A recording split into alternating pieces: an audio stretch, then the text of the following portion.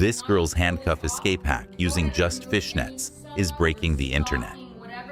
Watch how she turns a simple pair of blue stockings into the ultimate escape tool. Handcuffed to a door handle, she's about to show you a trick that even escape artists use. The way she threads those stockings through, it's absolutely genius. Want to see how she breaks free? Stay until the end.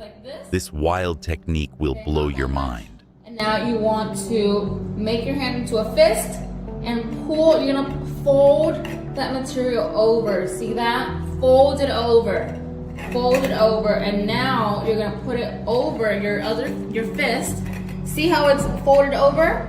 Now you can easily start to pull. Pull on the material. Pull, pull, pull. Pull.